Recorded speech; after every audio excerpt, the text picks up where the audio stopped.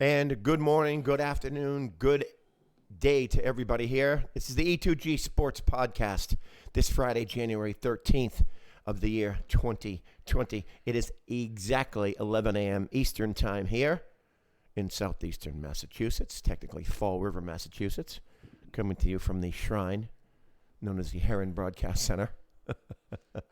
Anyway, private joke. Anyway, Johnny Sunchips here, Buddy Andrade, Tyler O'Neill, producing our fine show today. So it is Divisional Round Weekend in the NFL, which is predominantly why we're here. So obviously we're going to hit on football. We'll start with some tidbits. Obviously, just hey, fans, people get used to it. Tom Brady will be the major topic from now until at least March 17th. We all know that. So it's going to be the big thing. And where he's going is going to be everything. People are going to be throwing you-know-what against the wall, seeing what sticks. But we have good sources. Buddy has good sources. And guys like Tom Curran, Adam Schefter, there are good sources who are close to Brady, are in the know and in his camp, so to speak. So there are certain ones. Be careful who you listen to. But listen to us, if you would. And we thank you for that each and every week. So without further ado, Buddy, how are you doing? I'm good. How are you today? I'm good. I gave it a 7-minute mark till we go off the rails today. It's okay. Oh, can I do something first before we get into the football? We had a little discussion last week. I'm just going to throw this out there. Buddy, yeah, go for it. My gift to you. A disposable Holy portable crap, dude. camera. No way. It is yours. 27 exposure, little portable camera we talked about last week because this guy, I'm a little old school, little historical perspective here. He gave me looks like, what the heck is the disposable camera and where can you find one? Many stores. I just happened to find one in, I'm going to shameless plug with CVS Pharmacy. You really found one in CVS? Yes. They had like several. They had one that was like $25. So they are. So take that home, take some photos with your kids. I'm going to send you some. Send me some photos. Oh, Jesus. Buddy got in. Buddy's on the Chief bandwagon, by the way. I'm a diehard Kansas City fan. Got some merchandise for him and his daughter. So Hadley got her Mahomes shirt. She was all excited. Came in yesterday. Love it. I've got a Chiefs t-shirt. I already had a Chiefs sweatshirt. Right. But you know, you're off your feet for a couple of years. You put on a few LBs. Yeah, sometimes it does. You put on pants that you put away a year ago and they don't go on, or shirt or whatever. Okay. But nonetheless, thanks for jumping on the bandwagon. There's plenty of room if anyone wants to jump on the bandwagon, Kansas City Chief bandwagon in this area. We need contingents, so feel free. Anyway, Patriots season over. We both picked them. They lost last They did lose last week. We were 0-4, by the way. Yeah, I was awful. Here's what I'm realizing. If you're a gambling man, and I'm not, but I may be soon, like the 12-5 seeds in the NCAA tournament, you bet the underdogs in this. Because Buffalo was the only underdog and visiting team that lost. And they could have won. That was more shocking to me than the Patriot game. Having said that, buddy, we talked about it last week. Ticket sales weren't great. You could get tickets the day of the game, the playoff game, last Saturday night, for less than face value. You called out the fan base. You were there. Tell me about the atmosphere. The atmosphere was awesome. The atmosphere was really, really good. They Right. were into it until that pick six. I like when we feedback. Oh, yeah, I was gonna. That's pretty good because I'm trying to share the show everywhere and That's all good. You're doing it right there. multitask. And All right. But so now that's good. So the pick six happened at the end of the game. Yeah, so there were people trying to get out, and I didn't want to leave, and I was trying to make sure my daughter was good Right. with the situation. Was she all right? Yeah, she handled it well. Good. The thing I did after the game, I think I seeked out like every Titans fan I could to shake their hand and Good wish for them you. luck. You may. And my daughter talked about that in her class this week, so I feel like I educated her in the right way. Her and her friend who came to the game with us, who was just an absolute great kid, too. Right. We had a good time. Good. Tailgate. We were the second car in the parking lot. Really. Lived it up. Good. Tailgated. Enjoyed it. Threw football with my daughter. That's great, isn't it? You soak in the atmosphere. I had an unbelievable time. Right. Regardless of the outcome, at least you take away some good things. Yeah, I got to be with people that I care about. You know what I mean? Right. Just friends that I've had for my whole life. That's all that matters. Like I talk about this all the time. My Patriots family. I got to be around my Patriots And you family. guys are tight. I got a little sample of that, not only here, but when we went to Cleveland several years ago. Was Yeah. it 2013? 2010. 2010. Was it that long ago? Yep. Which they lost the game, but they went on and never lost another game that season. Yep. And we were at that game. And these Patriot fans, and there were hundreds of them, were just, and from all over the place. Oh, yeah. Just bang. What Like a family. Great clan. Yeah. Just Great. everybody just clicks. Right. Great clan. Remember we had the party at the pool hall? Yep. And I threw together. And That was fun. That 80 of us and just watching LSU, Alabama. That was a good time. Drinks and That was the whole LeBron James stuff that we talked about, too, and the sorts of. That was a great time in Cleveland. So they travel well, and there are a lot of Patriot fans abroad. Having said that, let's get to the game itself. Derrick Henry. That's it. Offensive line and Derrick Henry. That's it. The Patriots played this year a lot in sub packages, rushing, and when they were put in situations where they had to stop the run, they were unable to because they were shorthanded. And we can go back to the preseason, the signing of Mike Pennell not working out. He was supposed to be the big run-stuffing guy. We talked about him at one point. Yep. Mhm. And that was a tragic signing that did not work out. He didn't make it out of camp. And that signing came back to haunt them Right. later on in the year in these games where they got run on because they needed the guy, not necessarily Mike Pennell. They needed the guy like Mike Pennell with that skill set, that zero technique who's just going to eat up blockers and free everybody else to make plays. And I go back to that. That was a big swing and a miss in the offseason. If Bennett's there, is that a different story? If who's it? Bennett? No, because he's not a run-stuffing Okay. type of guy. He'd be Right. trying to shoot the gap, and Nope, Michael Bennett. Nope. Now, credit this team, and I'll give a lot of teams try and get cute against the Patriots and made kind of bite them in the ass, so to speak. Vrabel stuck to his game plan. Vrabel is now their albatross. If these two teams played in the division, this would be the new rivalry, Oh, yeah. Tennessee and New England. Yeah. Because we talked about it I last think week. Flores is already, but I agree with you. There's no love lost between Vrabel and the organization. And the organization, I mean Belichick above. But Vrabel is a red ass, and he coached his ass off, and he stayed with the game plan. and he did that punt thing where he just chewed a lot of clock. Yep. That Belichick tried pulling early in the year Yep. against the Jets. It got pulled on him. Oh, was I frustrated with that? I believe That it. was the only time I was like, oh, look at the tick, tick, tick. Look at this clock going away. But Henry, Oh, it was such a help. And I'm sorry, but 3rd and 7 seriously felt like 3rd and 37 oh, sure. I agree. at every point in time. Mm-hmm. I never felt comfortable with this offense being able to get there. I don't know what it is. Outside of James White and some Julian Edelman, I felt no confidence whatsoever. And that's in different, too, because 3rd and 7 at times would seem like 3rd and 1 instead of 3rd and 37, like you And said. We'll go back. What do you think the biggest play of the game was? The biggest play, I didn't see the whole game because I unfortunately had to work. Wow. You tell me. I mean, the thing that stands out to me was a third and goal from the 1 and not being able to get in. That was huge. But that's a series of plays. Give me one play that you. Let me just say that series there was huge. Let me just put this simply for you. Is it Derrick Henry involved? Nope. Okay, I'll take It was the ineligible man downfield on Shaq Mason on a play where Brady ran around, made moves, and hit Ben Watson for about 30 yards downfield. You want to feel the air go out of a balloon when everybody looked and saw that penalty and the referee went. Now, let me ask you a question. That was such a big play in that game. Is that on Mason, Brady? It's Both. on Mason for Okay. being downfield. Because he obviously thought he was going to run because he caught himself and kind of tried to get back. Tried to get back, No. yeah, absolutely. But no, to me that was truly the biggest play of the game outside of that sequence of events where they should have gone up 17-7, instead went up 13-7 Bingo. and went into the half down 14-13. Yep, because Tennessee did what they did and marched down the field. Derrick Henry, 6, come back and have the ball to open the second half. I haven't said this name in a couple of years. If we could have had LeGarrette Blunt for one play, No question.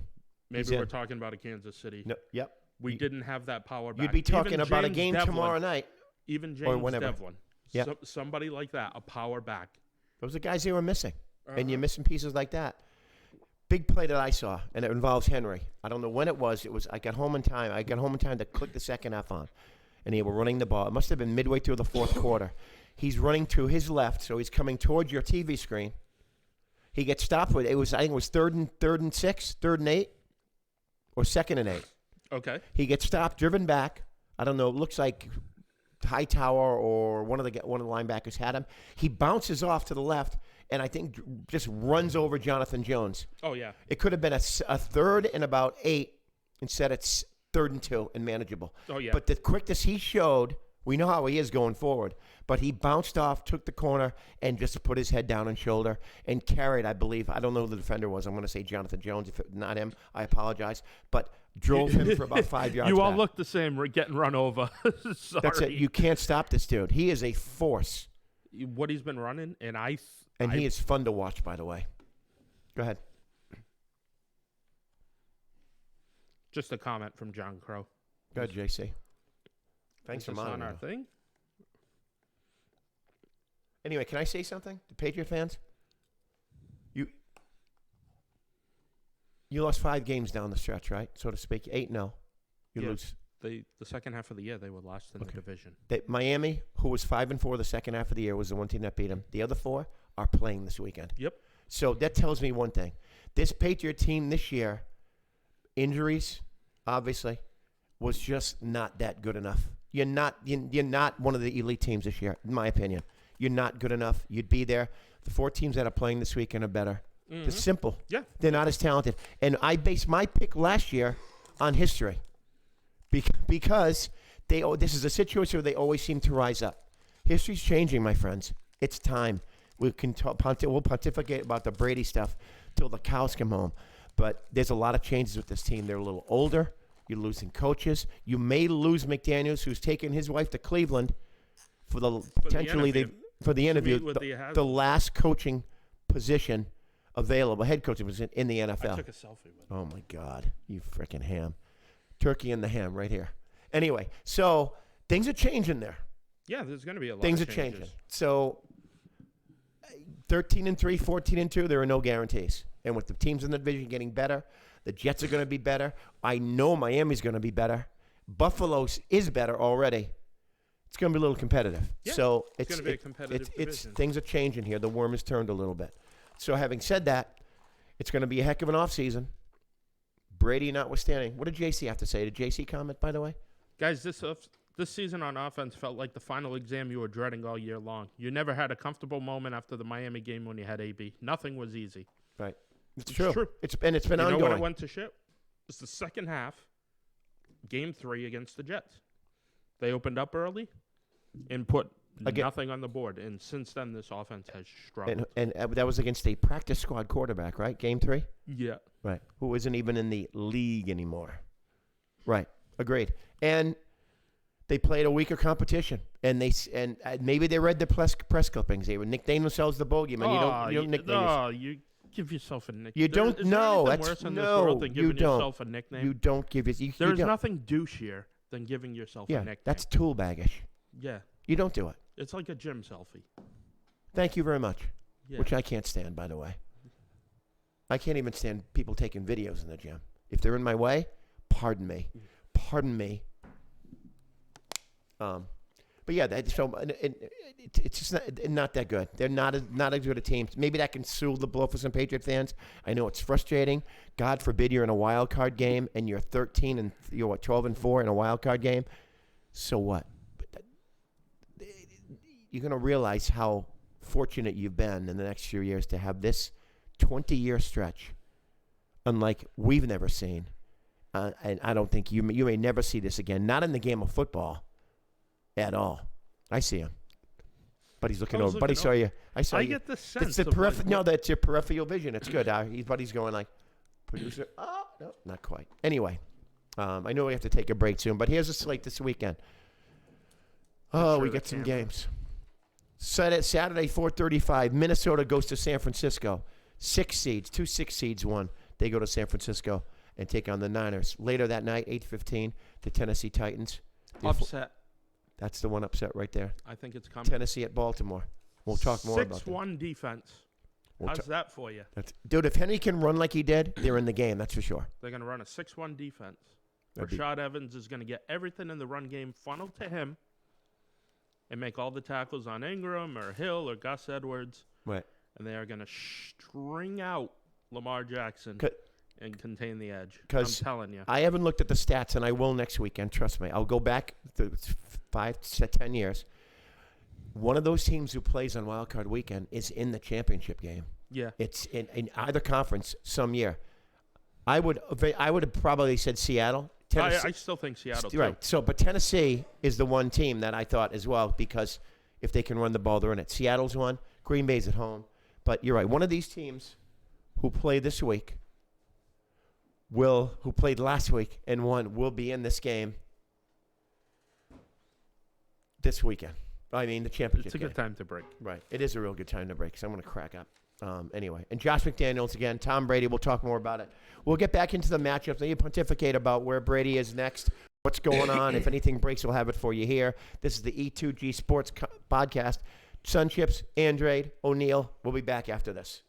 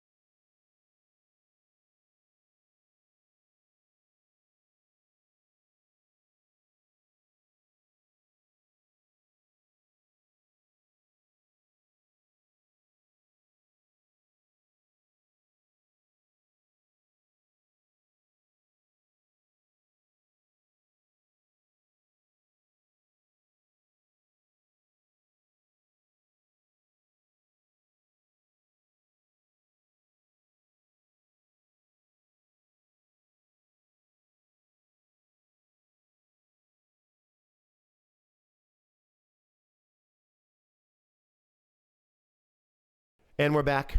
11/19, January 10th, 2020. 2020, baby. 2020, baby. Play that in your numbers game today and for the rest of this year anyway. Talking divisional round matchups this week in the NFL. Buddy Andre, Johnny Sunchips, Tyler O'Neill. Thank you for joining us. We always appreciate your support, comments, suggestions. Buddy's monitoring that end. Tyler takes some as well, and I'm kind of here just talking as much as I can and making you guys crazy and hopefully getting you crazy with some of our hot takes, if you will. Anyway, let's get to the game, shall we, buddy?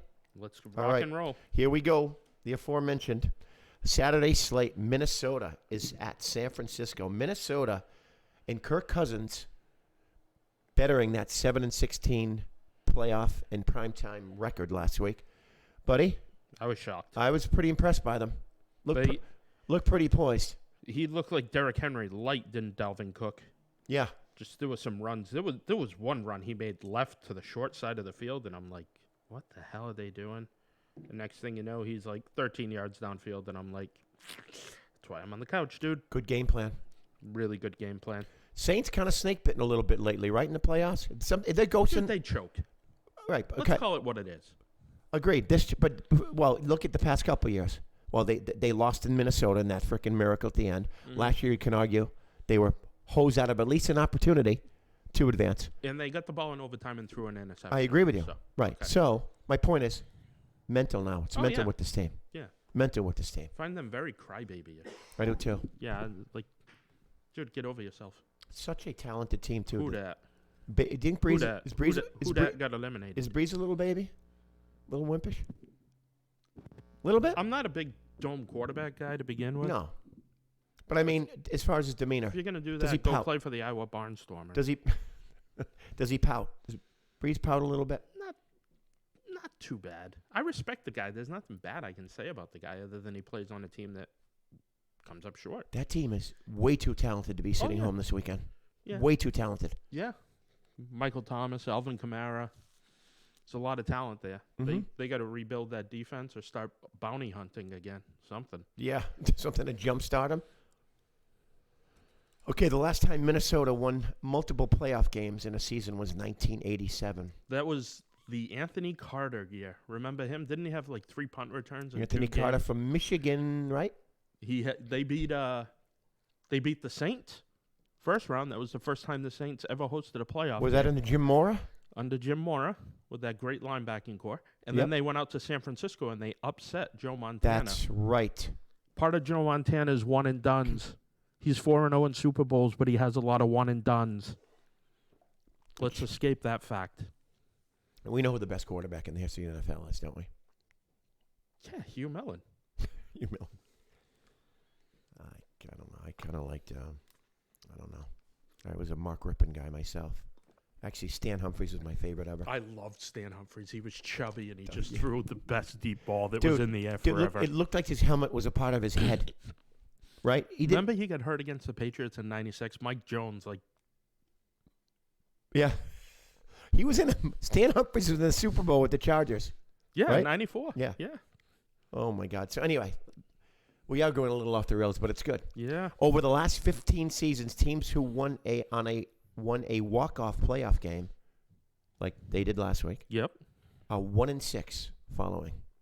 A little historical perspective. So, you know who that one is? A walk-off playoff game. I can't. And then they won the next week. Is it New England? Last year. Walk off in Kansas City. That's right. That's And right. They won the Super Bowl. Good point. So they're the only team to do it. That's the reason I'm forgetting that game. I know. I wasn't trying to bring it up. Oh, to- no, dude. I'm all over that. It's quite all right. I wasn't Trust me. trying to hurt your feelings. No, stop. So Kirk Cousins, including the playoffs, is 68% completion percentage, 240 yards passing, 27 TDs, 6 interceptions, 106 rating. Jimmy Garoppolo, 69.1 completion percentage, 248.6 per game yards, pass yards, 27 TDs, 13 interceptions, 102 passer rating. So very similar, but you can wipe that out sometimes. San Francisco was the 4th team since the year 2000 to allow less than 170 pass yards per game and average 3+ sacks in a game in a single season. That front is not to be effed with. Yeah, but listen to this. Since weeks 10 to 17, I'm going to tell you right now. What's the rush? Have they been giving up rushing Listen, yards? here's the defense. All right. Weeks 1 through 9, points per game, 12.8. Cents, 26 points per game. Weeks 1 through 9, total yards per game, 241. Since then, 322. 65.7 opponent passer rating, weeks 1 through 9, 96.2 since then. Do I use the word? 3.8 sacks per game before, 1 through 9, 2.3 sacks per game. Do I use the word? Overrated? Nope. Is there a blueprint? And are other teams following it? Well, that's a In trend. Minnesota, If has anything, enough that's a trend. diversity in offense with 2 backs, 2 good receivers, 2 good tight ends, pretty good line. No pressure on Minnesota. Oh, no. No. Because Zimmer would have been under fire if they had lost last week. Yeah. There were rumors he was Yeah, because especially the way they lost that Green Bay game in Right. Week 16. right.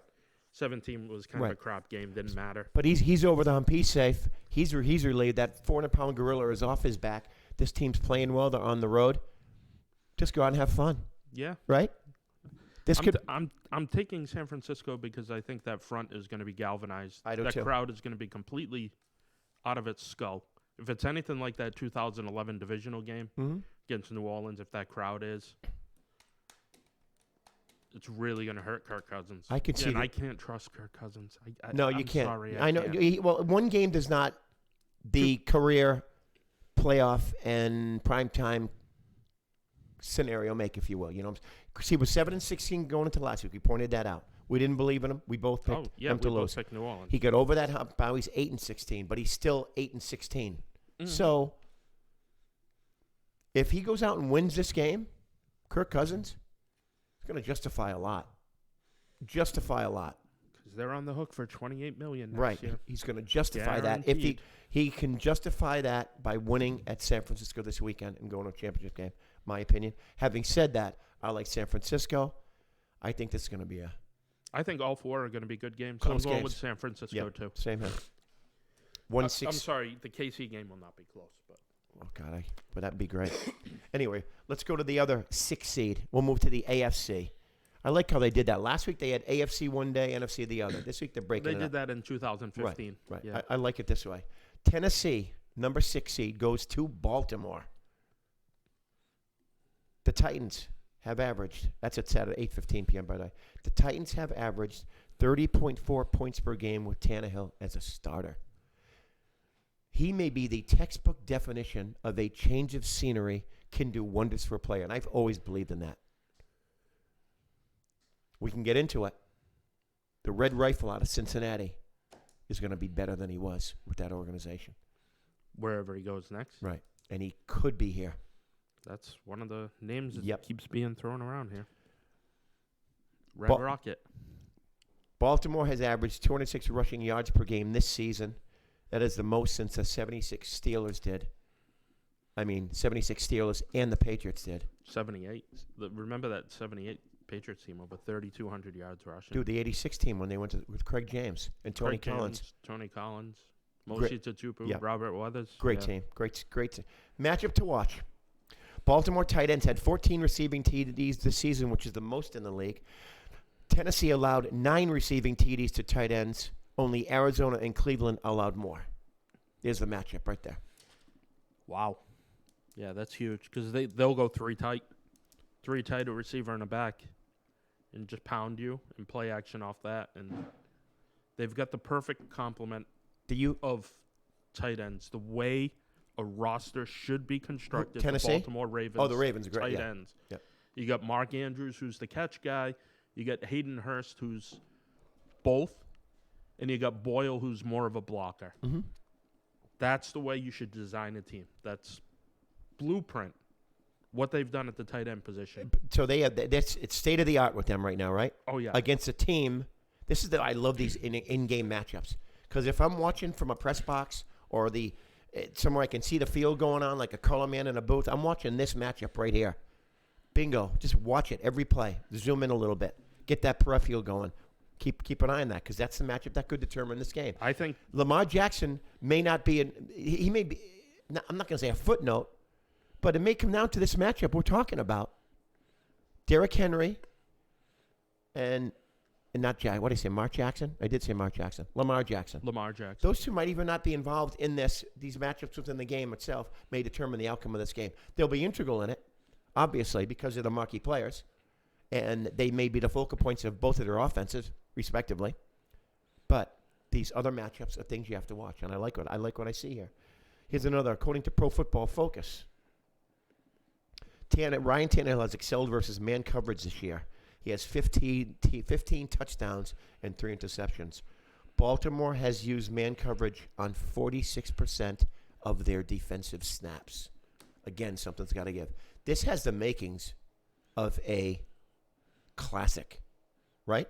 It really does. Because you talk about house money. You don't think Tennessee's fired up? Playing with house money, relaxed, yet fired up. We're going to learn that Vrabel has a real good pulse on this team and how good of a coach he is. I don't want to pick it just for the sake of hoping Kansas City hosts the game next week because I'm not going that far. But this would not shock or surprise me if Tennessee wins this game. No, and I'm just looking at this. what it's going to come down to, these are the names: Jeffrey Simmons, Daquan Jones, Jarrell Casey, Rashawn Evans, Jayon Brown, and Camille Carrere. Those 6 guys are going to determine this game. If they can line up across 6, funnel the interior run game to Rashawn Evans, and he makes the tackles and contain the edge, this offense can be contained. Vrabel is the guy to do it, and this group of guys that I just listed are the guys who can do it. And then when you get to pass downs, you have a guy like Wesley Woodyard, who's a good coverage linebacker that Bill Belichick tried getting here for years. Vrabel has these watershed moments. You and I talked about it a couple years ago when New England went down to Houston, and he was a, what is he, he wasn't even a defensive coordinator. No, it was like the linebackers. And he drew up a game plan for that game and totally neutralized the Patriots offense to where it permeates to stay when they play Houston. What happened in the offseason? Gets a defensive coordinator job, right? Mm-hmm. Watershed moment. Saturday night, another watershed moment for Vrabel. They're winning. Another watershed moment for Mike Vrabel. Coaching matchup. Harbaugh's done a darn good job. Yep, 10 years worth of coaching, more than that. Super Bowl championship. 3 minutes of break. A lot of big wins. But we're looking at Vrabel as one of the up-and-comers. And this ladder, he's climbing like this, man. It is getting there, and it's getting shorter. And he's carrying on the top. I like Tennessee in the upset. I like Tennessee in the upset because I think Henry can run the ball. Have Tannehill not make mistakes, execute. Here's my one caveat. And we've got number 12 before we go to break. See what you think about this, Patriot fans. Ryan Tannehill's due for a big payday next year. He could be. Could be. If they put the ball in his hands at all and he flounders in this game, does Tom Brady step into that role next year? Yeah, that's one of the 2 places I think he's going. So. Yep, right there. So Ryan Tannehill's future with this team or without, and Tom Brady's by 11:30 Sunday night. Saturday night. We'll know a lot more. Anyway, take that. This is great stuff, man. This is great stuff on the field, off the field. Anyway, I'm all juiced up. Buddy's all juiced up. Tyler wants us to get the hell out of here and get the break, and I understand that. We'll come back with the Sunday slate of the NFL Divisional Weekend on E2G Sports Podcast, E2G, Air to the Ground. We'll be back shortly after this.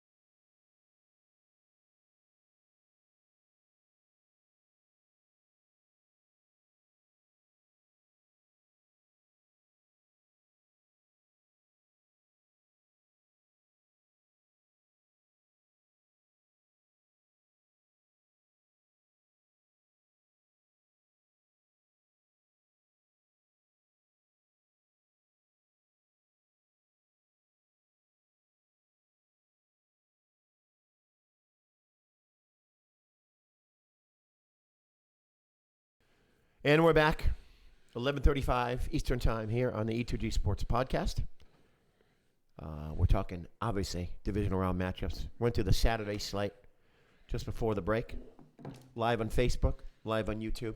Thank you for listening and watching. We really appreciate it. I mean that sincerely. The last Happy New Year to everybody out there. It is January 10th, my cutoff date. No more Happy New Years. We're about 2 weeks in. Really? Huh? Happy New Year? Yeah, you still have people say it. Whatever. Merry Christmas, buddy. Yeah, whatever. Anyway, it's Buddy Andrade here with the portable camera, the disposable camera, his new toy. It's I'm glad. green, so I heard you can't see it on the green screen, but I can take selfies. Oh, jeez. Hey, I told you guys he was a ham with the mashed potatoes and the butternut as well. The nut. Yeah, the nut. The one nut. Right. Emphasis on the word nut. Tyler O'Neill is allowing us the opportunity to come into wherever you are and see and listen to us. Again, we thank you very much. Let's get on to the Sunday slate, okay? 3:05 p.m. Number 4 seed Houston, talking about getting a monkey off their back last week, and I still can't believe it when I didn't see the game live totally. I went in and watched most of it, but saw the recap, which is an 18-minute recap. I still can't believe Buffalo lost this game. Yeah. I really can't. Amazing. I give them credit for coming back like they did and forcing overtime. But it never should have been at that point. No. Did they go? It looked like they went into like a more relaxed defense. Oh yeah. Why do teams go away from what they're doing and doing it well? They're shutting this team out in the third quarter. You just keep doing what you're doing and beating you. Anyway, or keep doing what you're doing and winning. I still got 26 pictures left. And they go on to my boys, Kansas City, who was the number 2 seed. A couple of facts here. Obviously, historic. I had to point it out. Kansas City is 10-19 in the playoffs in team history. Wow. Here's who's out. Thornhill's out for the Chiefs. Yeah, that's a big loss. Playing real well. He's played real well as a rookie. Armani Watts is in. Yeah, that's a big loss. I was a little disenchanted when I heard that last week. But they may need to score. The defense. Listen, okay. I don't know. Here's the Chiefs. The big thing coming into this year was the Chiefs' defense, right? We know their offense is good. They went from 3-4 to 4-3. It was all new personnel. It was Spagnuolo's system. Right. Adjustments needed to be made. Bingo. And it did. And so here's some stats. Weeks 1 through 10, they were 6-4. They gave up 23.9 points per game. They allowed 370 total yards offense. Since week 11, they are 6-0. They are giving up 11.5 points a game, and they are averaging giving up 316.5 yards per game. So I said coming into this year, they don't have to be a top 5 defense. Middle of the pack, get better. With the offense, they can do good things, and they're doing good things. And Terrell Suggs is a galvanizing effect and a mentor in that locker room. I don't know if I told you the story. Nope. He went into the first day he was there, took the notebook out in the meetings. Know what the players did around him? What? Started taking notes. Yeah. That's the kind of influence he has. That can bode well. He's not going to play 50 plays a game. No. But he can make an impact. But you can spot him. Right. There's moments. And he's right. And he's going to demand he has the credibility to demand attention on the field because of who he is. Exactly. So you're going to have to pay attention on. Defense can carry this team a little bit. I like my Chiefs. They're poised and ready for a nice run here in the playoffs. Yep. I think they're winning big. You do? Yep. I think they attack that secondary is still in shambles. Outside of Justin Reed, I don't trust anybody in that secondary for Houston to be able to cover. Mm-hmm. And I think they can neutralize. Now, they met earlier in the year. They're better against the run now. No question. That's where it was big. Carlos Hyde was big. Duke Johnson out of the backfield. Yep. They ran a lot of RPOs to the tight ends in that first matchup as I went back and watched it. Just quick RPOs to Akins and Fells, the tight ends. I don't think that stuff will be there. Right. Will Fuller back in the lineup? Do anything? Will Fuller back in the lineup for Texans? No, because he's probably going to get hurt. Awesome. They were 8-3 without him. 8-3 with him, 3-3 without. They averaged 25 points. This is with Will Fuller versus without. With Will Fuller, they were averaging 25.5 points per game. Without, 20. 249 yards per pass without 208. and third down percentage was 47.4 with Fuller, 37. So he could make an impact, but you're right. You could see him dinged up again. Yeah, he's waiting to be hurt. I think they're refilming. What are you looking at over there? Are you looking at that car again? No. There's people outside talking. It looks like the two guys from, what was it, Grumpy Old Men? Because I'm not a movie guy. It looks like they're refilming it, the Fall River version. Hey, Joao, gave me back my shovel. Off the rails. We're Yep. officially. It is 11:40, and we're officially off the rails. Interesting stat about the Chiefs defense. No starting quarterback has had a 100-plus passer rating in this 6-0 winning streak. I'm with you. They're winning. And that, yep, I agree. I like them. And if things hold well, they could be hosting a championship game next week. They for will the be second hosting. consecutive year. They will be. And I'll have a team to seriously root for in Yep. the Super Bowl because I like the Titans too. So Exactly right. They're right. They're good teams, and they're good to root. I mean, Vrabel has ties here, but they're a fun team to watch. I like physical teams. And how can you not like Mahomes in that offense they have there? If you're a general football fan. it's exciting. Exactly, it is. Because I think they have a better chance of getting 3rd and 37 than the Patriots do of 3rd and 7. Right. So, yeah, it's exciting. Yeah. And this will be the second. The Chiefs have a long history. It's the second. Last year was the first championship game that they held at Arrowhead Stadium in Kansas City. Could be the second. And, oh, by the way, I'm not looking ahead, but I'm going to say this. It would be the first time Patriot fans, hear this. The first time, if it happens, that Kansas City would be in a Super Bowl in 50 years. 5-0. So, don't cry. Don't cry if you're not in a championship game one year. Because I've been suffering with this. I'm going to be 59 in a couple weeks. Oh, my God, you're old. I don't feel it, though. See, I'm okay with my age. Because I'm going to go take a lap right now on the break.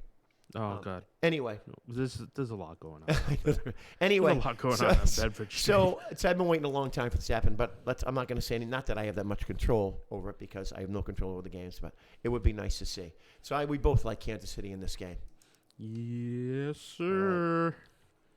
The fourth and final matchup, Sunday at 6:40 p.m., the Seattle Seahawks, a 5 seed, going on the road again to Green Bay, who is still getting no respect. Yeah, I don't. Wherever that train's rolling, I'm on it. What, the anti-Green Bay train? The no respect for Green Bay train. I just don't. Rodgers' first postseason appearance in 3 years. Let me go 5-5 at Lambeau Field in the playoffs since 2010. The team was 11-0 before. That's the franchise. The Green Bay Packers have the worst scoring, 23.5 per game, and total offense, 345.5 yards per game amongst teams in the playoffs. So, it's interesting. But let me point out this. 8-1 on the road this season are the Seattle Seahawks, including last week, but have lost 8 straight at Lambeau Field and are 1-9 all time.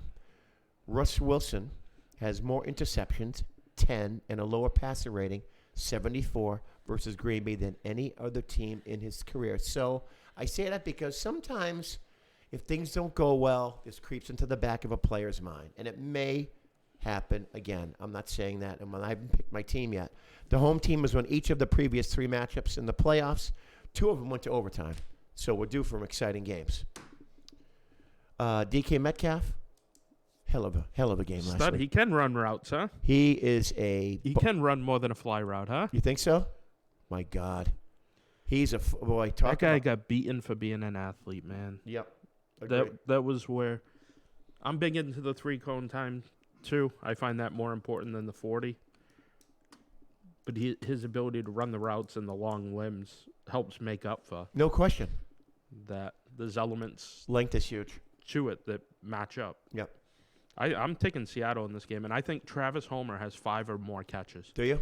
In this game. I like that kid. Well, I'm going to buck your trend. I am taking the Packers at home.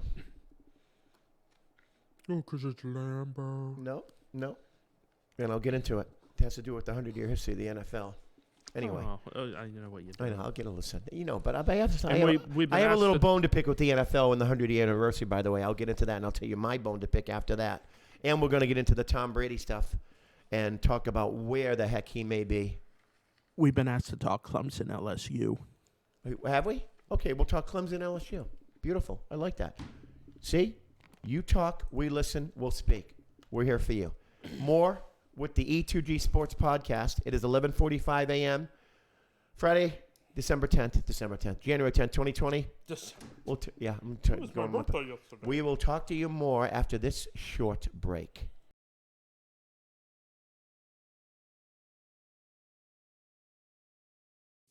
Another summer has passed, and once again, your dream of having a pool in your backyard has come and gone.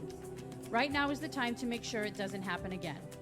Call Apollo Pools and Spas now and lock your date in for the pool you have always wanted, for you, your family, and friends to enjoy. Don't wait another minute. Call Matt Collins at Apollo Pools and Spas at 508-923-7381. 508-923-7381. Apollo Pools and Spas is located on Route 44, Lakeville, Mass. In today's day and age, security isn't a luxury, it's a must. That's why it's time you call Total Security Technology. Whether you're protecting your house from a break-in or package poachers, or protecting your business from vandals or thieves, Total Security Technology will help prevent the crime from happening or catch the criminal in the act with their state-of-the-art security system. Call the area's foremost security expert, Scott Bazinet, at Total Security Technology for a consult. Call Scott at 401-297-7982. That's 401-297-7982. Quality counts at Highland Fence. Highland Fence has been keeping neighbors friendly and protecting your businesses for 31 years. That's 31 years of serving Southeastern Mass and Rhode Island. Whether it's residential or commercial, Highland Fence's reputation is second to none. Remember, quality counts at Highland Fence. Call Highland Fence at 508-678-4650. 508-678-4650.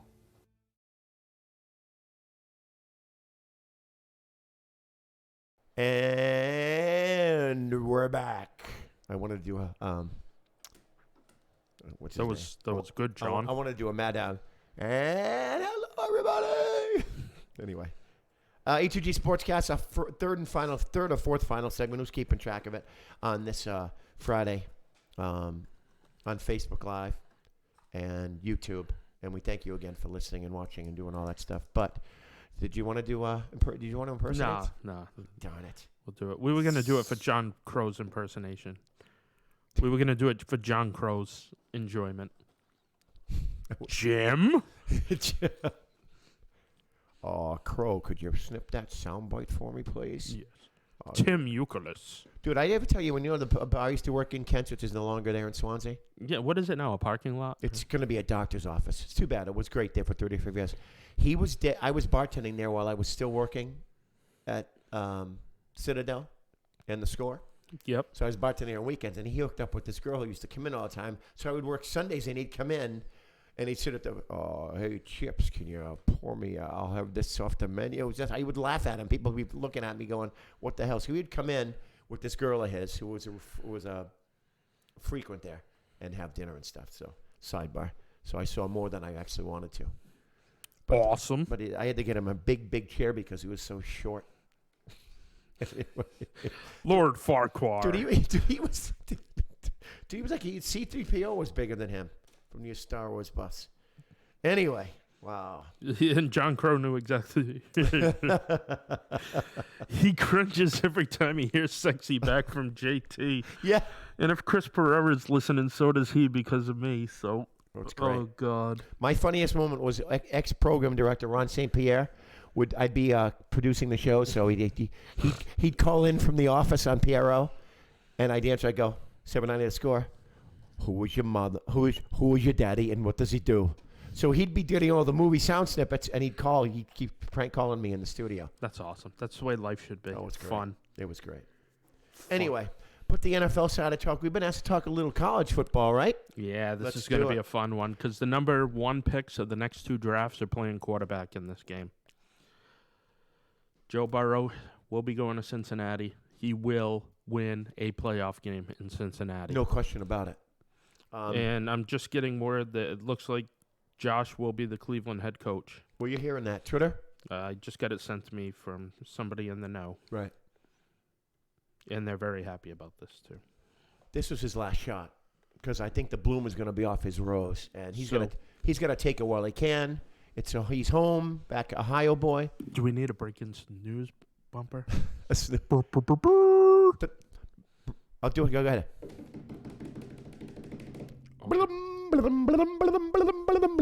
Josh McDaniels is out of our hair. That's right. Now, does that make Brady a better shot to go elsewhere? But he's not He's going gonna have to run a different offense, man. Unless he takes somebody else with him. right because Baker Mayfield, who Josh McDaniel liked coming out of Oh, he college, loved him. Oh, yeah. wanted him on They the team. talked about trading up to 2. Right. So Yeah. Mayfield ain't going anywhere soon, and let's face it, he is taking over a team that is more talented than the one he left here in New England. Mm-hmm. Bottom line, lock it up. Anyway, so it hasn't. I don't think is it official? It's not. Just saw her on Twitter. Okay, but where there's smoke, there's fire. We'll go from there. What do you think about this kid, Trevor Lawrence? Is he the real deal? Oh yeah. He's going to Oh translate. yeah. And just an article I read, he may preserve himself next year and not play next year. Really? Sit out the whole year because he knows he's the number 1 pick in the draft to avoid the kid from South Carolina, Right. the running back, Right. Lattimore, an injury like that. Would that hurt us? Now you're the college guy that you are. Would that hurt his status at all if he sits out and does nothing? Does it raise any level of concern? I mean, it's not like he's Nah, not 'cause going if to he lose his skills throws, overnight, but he will be. He'll get a pro day. He'll go to the combine, whether he'll throw or not.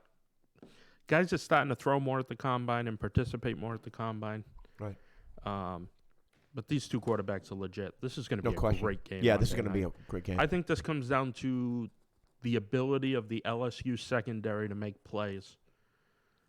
And I think that's the difference in this game. I think it's a close game, and I think LSU wins it. This is their year. And Clemson too, as good as they are, they weren't getting respected as much because of the competition. Yeah, exactly. They weren't. The ACC was very down They this year. and they credit the coach. They rode that till the cows came home.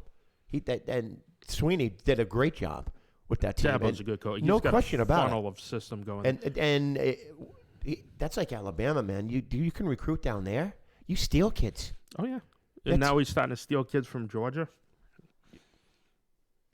That's a better job than the pros. It's big. At a place like that, a place with history, and a place with talking about a rabid fan base He's coming down built, that hill. That kid built it, man. That kid. He's older than I am. That guy's really built it the right way, and they've just got a system. And watch this kid, Isaiah Simmons, just for the draft people. Isaiah Simmons and Grant Delpit. Grant Delpit's my favorite player in this whole draft. He's a safety. Wears number 7 for LSU. He's kind of a chess piece. I think he's a steroided up, not on steroids, but a stronger version of Derwin James. Right. And I think the world of Derwin James, but I think he's an even better player because I think he can line up in the box and actually tackle against the run game. He's my favorite player in this draft.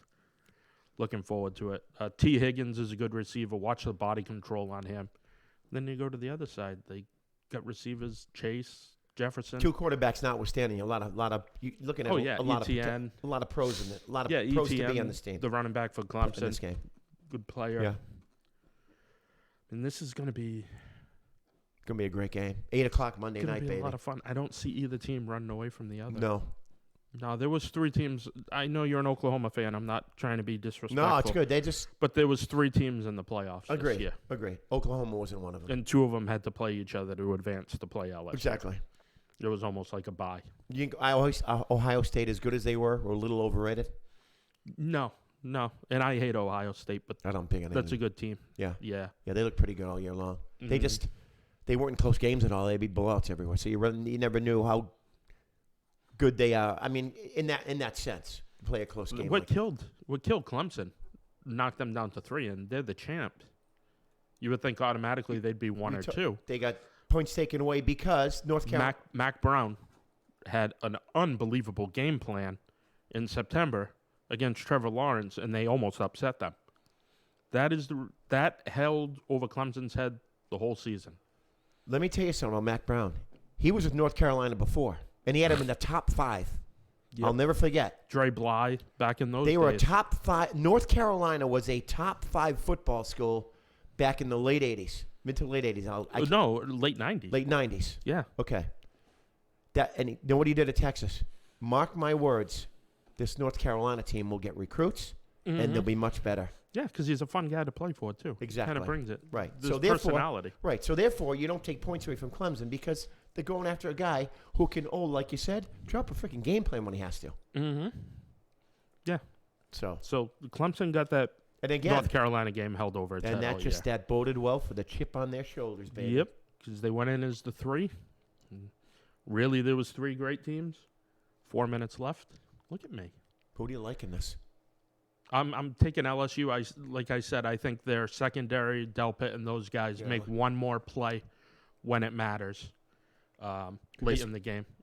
But it's going to be an unbelievable This could come game. down to the team who has the ball last. Yeah, it could. Right. But I think I just have a feeling maybe Trevor Lawrence is going to have a growing up moment where he's going to throw the pick at the end of the game. What this game is going to bode out for me, or how it's going to play out, is it's going to be one of those games where you're watching it, and midway through the third quarter, you as a fan watching, you say, like, this is a heck of a game. Like you're sitting there like nothing else is going on right, in the world. And this is awesome. And it's one of those things, there are moments in life and events that we just don't want to end. And this is that type of game. This is going to be one We're of those. just not going to want it to be over because it's going to be so good. Mm-hmm. And what you're saying, the product. Just keep it going. Yep. You know.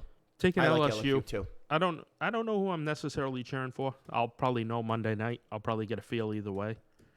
So many good prospects in this game. And on frankmillsfootball.com, all those prospects are listed and how I think they'll fit in the NFL. So if you go to the Frank Mills Show, tab to Frank Mills Football and go down, and you will see where I believe these guys fit in the NFL. Interior offensive linemen, guys who are playing tackle now. There's adjustments that get made as draft day comes. So trust me, I'll be hammering the draft. I am not working Monday night, and I could use a little college stuff. Oh, yeah. Maybe I'll hit the Android residence, Maybe. depending on what I you're got doing. I got an 8:15 pickup of Hadley, but I can see if I can get a ride home for her. Whatever. No, don't. Obviously not on my account. Not on your account, my account, Yeah. to be able to watch the game. Right. That's something to think about. We'll pontificate more about that.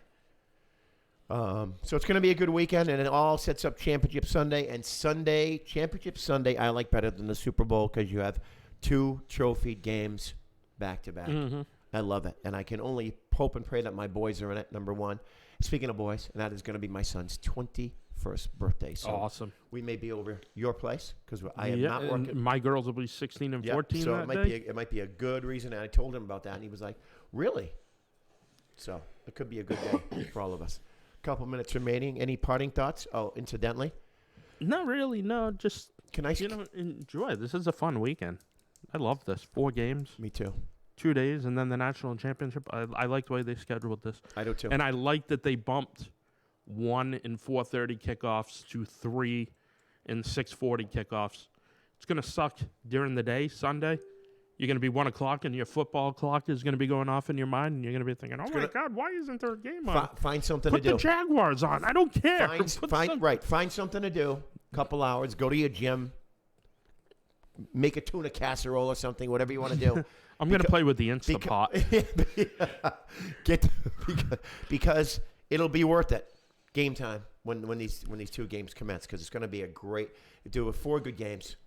4 good games coming up. In some way, shape, or form, they'll be enjoyable. So I'm looking forward to it.